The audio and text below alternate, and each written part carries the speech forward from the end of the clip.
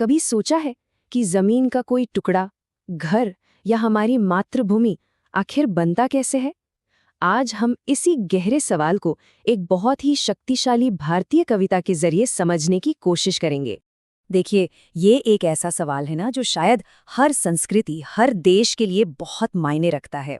भारत में एक कवि हुए सोहनलाल द्विवेदी, जिन्होंने अपनी एक कविता में इसका बड़ा ही खूबसूरत जवाब दिया है। तो चलिए आज उन्हीं की नज़रों से इसे समझने की कोशिश करते हैं। अब देखिए, कोई भी कविता होती है ना, वो अपने आप में एक कहानी कहती है और वो कहानी हमेशा उसके कवि से ही शुरू होती है। तो सवाल उठता है, कौन थे सोहनलाल द्विवेदी और किस बात ने उन्हें इतने शक्तिशाली शब्द लिखने के लिए प्रेरित किया? जरा उस दौर की कल्पना कीजिए जब देश अपनी आज़ादी के लिए लड़ रहा था। ऐसे में द्विवेदी जी की कविताएं सिर्फ शब्द नहीं थीं, वो तो एक तरह की ललकार थीं, जिसने लाखों दिलों में गर्व और उम्मीद की आग जला दी थी। तो द्विवेदी जी के लिए मातृभूमि की जो कहानी है वो जमीन से ही शुरू होती है। वो हमें भारत की कुदरती खूबसूरती के एक सफर पर ले जाते हैं और ये दिखाते हैं कि कैसे हमारा भूगोल हमारी पहचान का हिस्सा बनता है। कविता की शुरुआत ही देखिए, कितनी दमदार तस्वीर से होती है। ऊंचा खड़ा हिमालय आकाश चूमता है।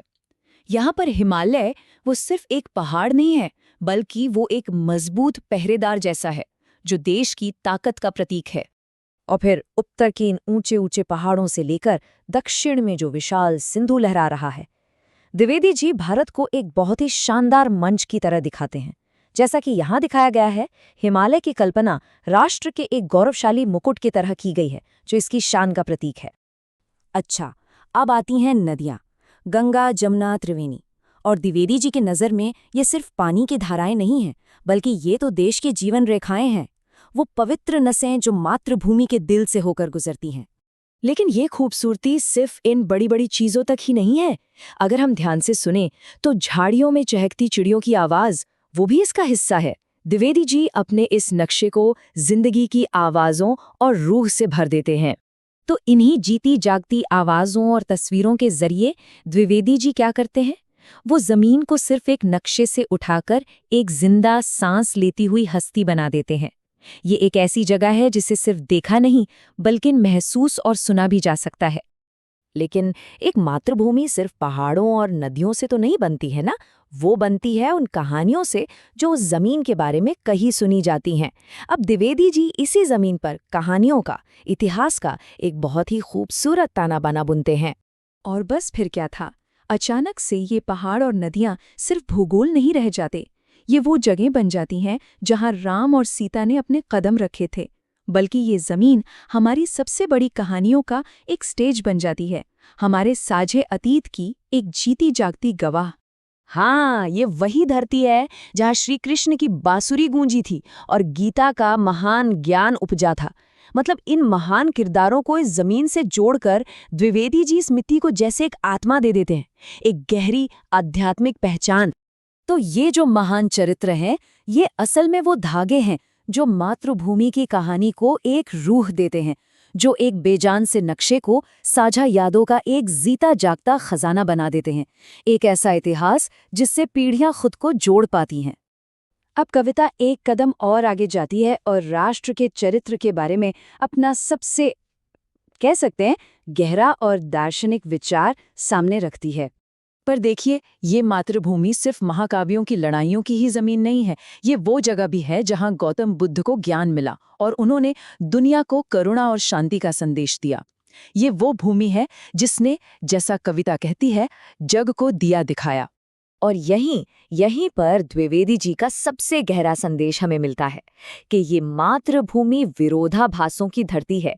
ये एक तरफ तो युद्ध भूमि है, धर्म और वीरता के संघर्ष की जमीन, तो वहीं दूसरी तरफ ये बुद्ध भूमि भी है, यानी गहरे ज्ञान और शांति की जमीन। और यही शक्तिशाली द्वंद्व इसके असली चरित्र को बनाता है। अच्छा, एक बात और, द्विवेदी जी की आवाज अकेली नहीं थी। मातृभूमि को देखने का उनका ये जो नजरिया था ना, ये उस दौर की एक शक्तिशाली आवाज का हिस्सा था, जिसमें कई और कवियों और लेखकों ने भी अपनी आवाज मिलाई थी। जरा वंदे मातरम के उन शक्तिशाली शब्दों को याद करके देखिए। एक ऐसा गीत जो पानी, फलों और फसलों से भरी पूरी मातृभूमि की वंदना करता है। ये गीत सिर्फ कविताएं नहीं थे, अरे ये तो आजादी की लड़ाई की धड़कन बन गए थे। तो द्विवेदी जी से लेकर उस दौर के जितने भी बड़े कवि थे, उनमें एक बात साफ नजर आती है कि मातृभूमि से प्रेम सिर्फ तारीफ करने से पूरा नहीं होता, बल्कि ये सेवा और बलिदान भी मांगता है। और इस जज्बे की शायद सबसे मार्मिक तस्वीर हमें पुष्प की अभिलाषा कविता में मिलती है।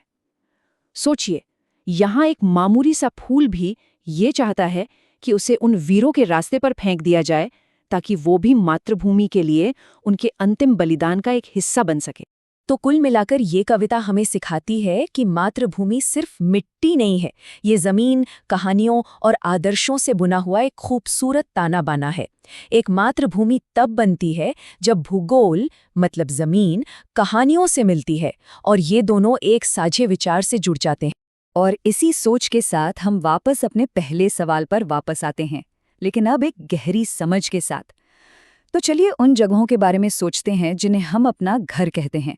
वो कौन से धागे हैं, प्रकृति के, इतिहास के, साझा विश्वासों के, जो हमारी अपनी जमीन को हमारी मातृभूमि बनाते हैं?